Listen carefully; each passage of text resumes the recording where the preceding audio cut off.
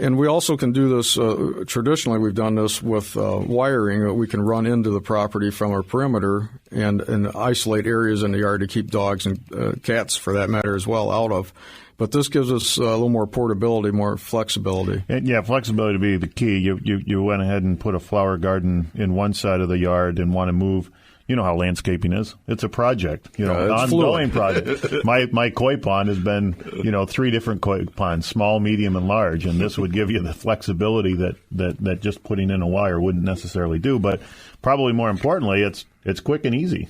You can just go there and do it when their life changes. Right, and what you do is you never bushwhack a dog, so to speak, but what you do is you set it out there in the yard, put flags around it, show the dog where it is, and once the dog's already been trained to the perimeter, showing them a new area within the yard, they look at it and just back away real easily, so it's not a lot of extra effort for the owners. Sure, and the basic training of any of these Invisible Fence brand products brought to you by Rich, who for 16 years has been actually the master of. I imagine you probably have learned a few tricks over the years on learning to train these dogs. Going out there, every account now becomes a much more liquid, fluid opportunity.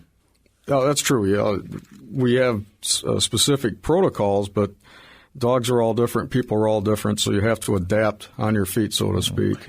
There's other brands out there, but your particular brand is exceptional for some very good reasons. Can you kind of elaborate on that? Rick, what Invisible Fence brand does differently, actually the biggest thing is probably the training and the flexibility that we have with our system. We really have superior technology and training as well as quality.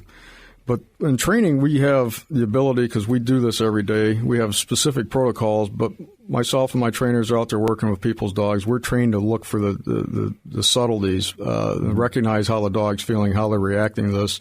And we also have the ability to, with the technology that's available to us, to really have a very broad range of correction that we can work with the dog. So we can stay very gentle when we need to be with the dog, or we can get tough with them when we need to be. But again, that's the training that comes in that most people aren't able to do themselves. Yeah, and for the listening audience, dogs can pick up on sensations that we can't even tell, and then they can go up to whatever level needed. But you were saying that you have, I don't remember how many different levels you can put it on. The unit I'm familiar with has 10 settings. We have something over 2,000 if you do 2,000 settings. Combinations. My, oh, my. That's more than most people's iPods. My goodness.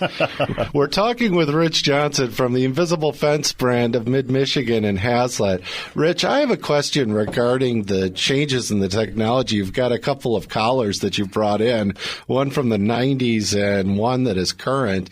And I've got to say, it reminds me of the evolution of cell phones when they first came out back in the 80s. Yeah, and that's probably a good analogy. I mean, right? You had this monstrous briefcase that you'd have to carry the cell phone in, to the point now where people have these little tiny razor-thin phones that they keep in their pocket. I can see by the smallness of it that for smaller dogs or cats, I could just see where the technology must be dramatically more functional. Tell me a little bit about that. Well, that's true.